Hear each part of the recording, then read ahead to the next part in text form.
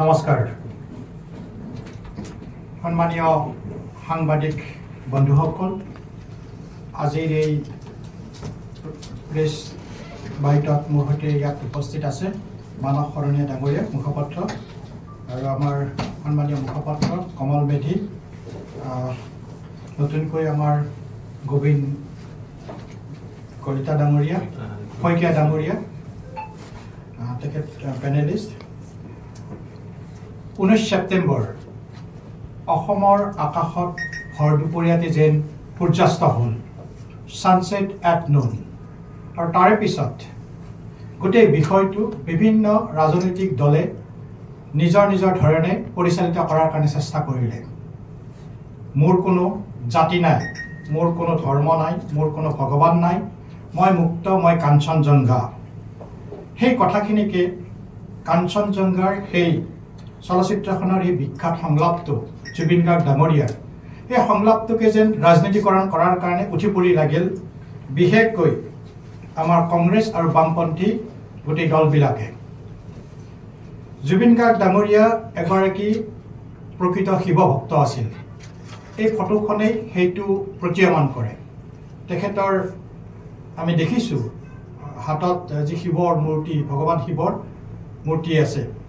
জুবিন গাৰ্গ ডাঙৰীয়া এনেকৈ দেখুওৱা হৈছিল সকলোৱে এনেকুৱাকৈ প্ৰতিপন্ন কৰাৰ কাৰণে বিভিন্ন ৰাজনৈতিক দলে উঠি পৰি লাগিল যেন জাতি ধৰ্ম ভাষা বৰ্ণৰ নামত ভেদভাৱ কৰিব চালে জুবিন গাৰ্গ ডাঙৰীয়াই মা কামাখ্যাৰ আশীৰ্বাদ ল'বলৈও পবিত্ৰ কামাখ্যা ভূমিলৈকেও গৈছিল কামাখ্যা তীৰ্থস্থানলৈকেও গৈছিল এই কামাখ্যাৰ এই ফটোখনেই সেইটোৱে প্ৰতিপন্ন কৰে গতিকে জুবিন গাৰ্গ ডাঙৰীয়াক যেনেকৈ মোৰ কোনো জাতি নাই ধৰ্ম নাই বুলি ৰাজনীতিকৰণ কৰাৰ কাৰণে গোটেই আমাৰ ৰাজনৈতিক দলসমূহে উঠি পৰি লাগিল তেখেতসকলৰ প্ৰতি মোৰ এটা অনুৰোধ জুবিনদাৰ ভাষাৰেই পলিটিক্স নকৰিবা বন্ধু তাৰপিছত আমি দেখিবলৈ পালোঁ আমাৰ জুবিন গাৰ্গ ডাঙৰীয়াৰ যি সমাধি ক্ষেত্ৰ সেই সমাধি ক্ষেত্ৰত 21 অক্টোবৰ মঙলবাৰে যোৱা 21 অক্টোবৰ মঙলবাৰে চৰকাৰ বিৰোধী শ্লোগান দি এক পৰিস্থিতি যেন উত্তপ্ত কৰিবলৈ বিচাৰিছিল কিছু লোকে আৰু সেইখিনিকে সুৰক্ষা দিয়াৰ কাৰণে যোৱাকালি আপোনালোকে সকলোৱে লক্ষ্য কৰিছে অজাপৰ সম্পাদক তথা মুখপাত্ৰ জিয়াউৰ ৰহমান ডাঙৰীয়াই গোটেই বিষয়টোক গঢ়িত সেই ঘটনাটোক যেন নিজে সংৰক্ষণ দিয়াৰ কাৰণে যেন তেখেতে নিজে গোটেই বিষয়টোক বেলেগ ধৰণে পৰিচালিত কৰাৰ কাৰণে এটা আমি সংবাদ মাধ্যমত তেখেতে কোৱা দেখিবলৈ পালোঁ কিন্তু যদি আমি খুব সূক্ষ্মভাৱে পিছৰ যেতিয়া আমি লক্ষ্য কৰিছিলোঁ যেতিয়া গোটেইখিনিক আইডেণ্টিফাই কৰা হৈছিল এটা পাৰ্টিকুলাৰ এটা কমিউনিটিৰ মানুহখিনিয়ে সেই চৰকাৰ বিৰোধী শ্লোগানত কিয় লিপ্ত থাকে আমি সকলোৱে পাহৰা নাই এই বাস্কাৰ ঘটনাটো সামাজিক মাধ্যমত আমি দেখিছিলোঁ সামাজিক মাধ্যমত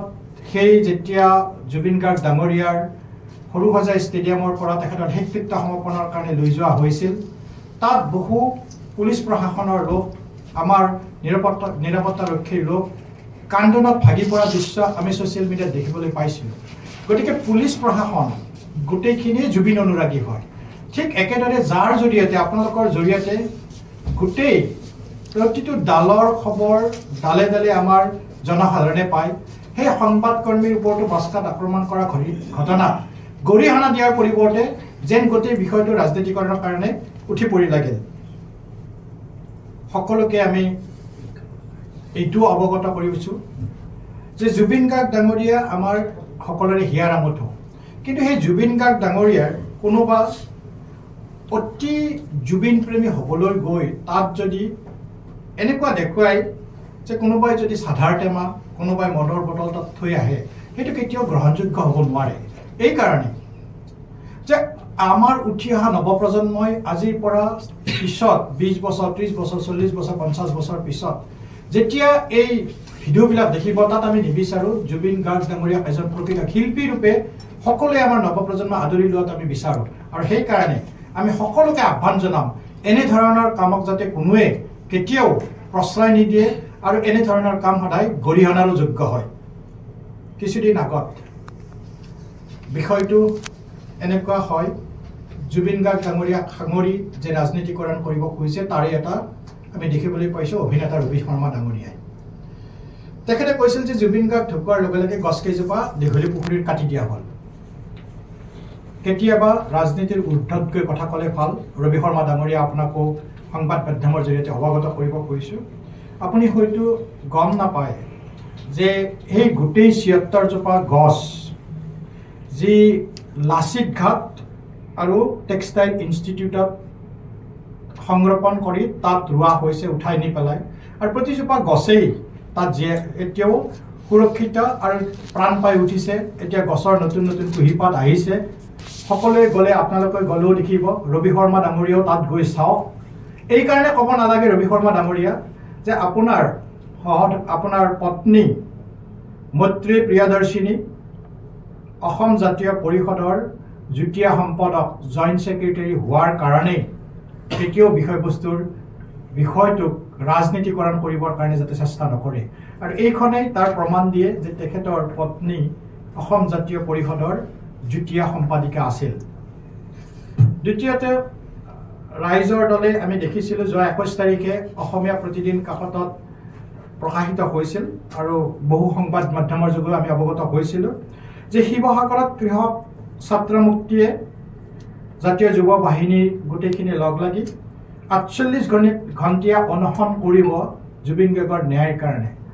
এইটো প্ৰকাশিত হৈছিল অসমীয়া প্ৰতিদিনত ২১/১০/২০০০ অৰ্থাৎ অক্টোবৰৰ ২১ তাৰিখে ২০২৫ চনৰ। জুবিন গাৰ্গ ডাঙৰীয়াই নিজে কৈছিল পলিটিক্স নকৰিব বন্ধু। গতিকে অখিল গগৈ ডাঙৰীয়া আপোনাক সোঁৱৰাই দিব খুজিছোঁ, যোৱা ২০১৫ চনৰ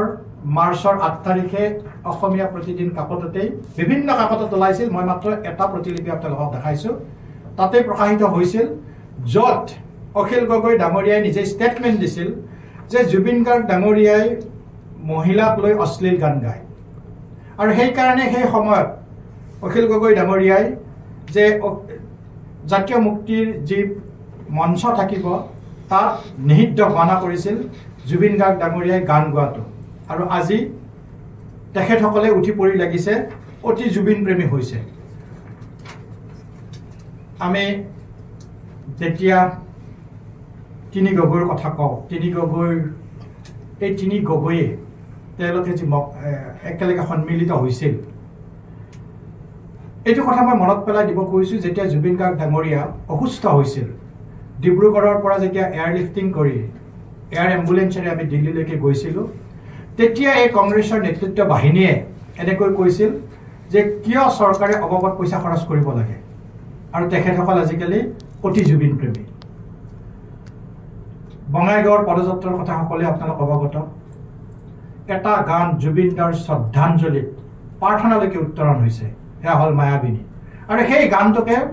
গৌৰৱ গগৈৰ উপস্থিতিত যেতিয়া বঙাইগাঁৱত পদযাত্ৰা উলিওৱা হৈছিল, সেই মায়াবিনী গানটোক তাত বজাই দি কিয় ৰাজনীতিকৰণ কৰিব লগা হ'ল। গতিকে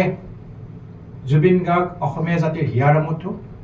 ৰাজনীতি কৰিব নালাগে, তেখেতে ন্যায় পাওক। সকলোৱে আমি সেইকাৰণে অনুভৱ কৰোঁ, ময়ো জুবিন অনুৰাগী, আমিও জুবিন অনুৰাগী।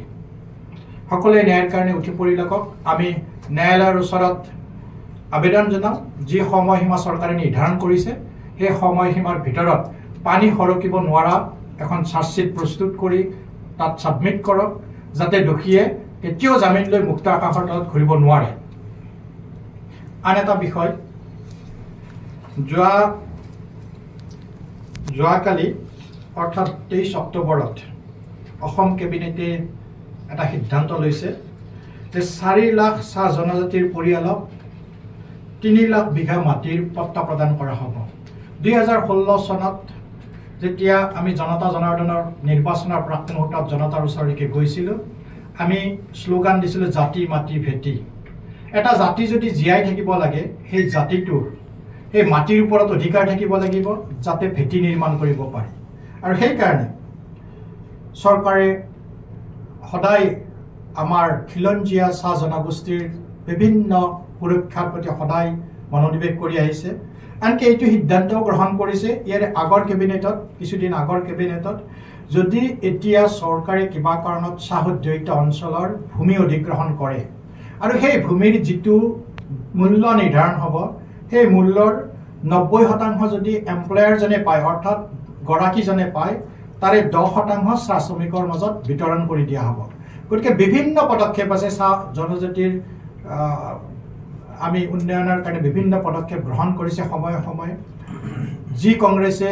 সদায় আগতে কেৱল মাত্ৰ ভোট বেংকৰ ৰাজনীতি কৰিছিল নিৰ্বাচনৰ সময়ত ভোট লৈ জয়যুক্ত হৈছিল কিন্তু কোনো মন্ত্ৰী কোনো সাংসদৰ পুঁজি যে আবণ্টিত পুঁজি চাহ উদ্যোগিত লোকসকলৰ কাৰণে উন্নয়নৰ কাৰণে ব্যৱহাৰ কৰা নাছিল আৰু সেই কাৰণে তেওঁলোকৰ এইটোও মই খোৱাই দিব খোজো ইমান বছৰ 200 বছৰীয়া চাহ উদ্যোগত কিয় তেখেতসকলে 200 বছৰীয়া চাহ উদ্যোগক কৰম পূজা বন্ধ দিবলৈকে কেতিয়াও চিন্তাই কৰিব পৰা নাছিল চাহ উদ্যোগৰ লগত জড়িত সেই যে আমাৰ তেখেতসকলৰ বীৰ পুৰুষ সেই বীৰ পুৰুষসকলৰ বিশেষকৈ চাইমন সিংহৰ তারপরে দিন দয়াল দাস পানিকা এই সকলোবিলাককে আমি সন্মান দিছোঁ গতিকে এই চৰকাৰখনে চাহ উদ্যোগৰ কাৰণে আমাৰ যি 200 বছৰীয়া চাহ উদ্যোগৰ সকলো সময়তে তেখেতসকলক আগুৱাই অনাৰ কাৰণে আমি বদ্ধপৰিকৰ বিভিন্ন ঘটনা ইয়াত যদি চাহ উদ্যোগৰ আমাৰ চৰকাৰখন অহাৰ পিছত যদি পদক্ষেপ ক'ব যাওঁ বহু সময় লাগিব কিন্তু এটাই কথা মই অনুৰোধ কৰিম তেখেতসকলে বিশেষকৈ চাহ উদ্যোগিত অঞ্চলৰ মজুৰিকে ধৰি বিভিন্ন কথা কয় government is a continuous process এখন চৰকাৰে য'ত এৰি থৈ যায় তাৰ পিছত সেই চৰকাৰখনে আৰম্ভ কৰে গতিকে তেখেতসকলে য'ত এৰি থৈ গৈছিল কংগ্ৰেছে তাৰ পৰা আমি আৰম্ভ কৰিছোঁ তেখেতসকলে যেতিয়া মজুৰিৰ কথা কয় আমি প্ৰশ্ন সুধিব খোজো তেখেতসকলে কিমান টকাত মজুৰি এৰি থৈ গৈছিল 137 টকা 137 টকা পাবৰ কাৰণে 69 বছৰ লাগিছিল আৰু যোৱা আমাৰ বিগত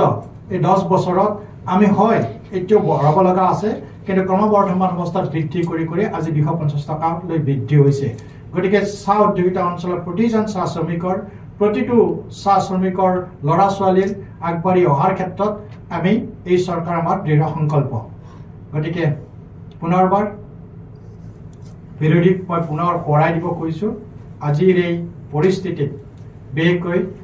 জুবিন গাৰ্গ ডাঙৰীয়াৰ পৰিস্থিতিত আপোনালোকে আবেগিকভাৱে মানুহক প্ৰলোভিত নকৰি বিবেকৰে তেখেতক ন্যায় দিয়াৰ কাৰণে আমি সকলোৱে আগবাঢ়ি আহিব লাগে ধন্যবাদ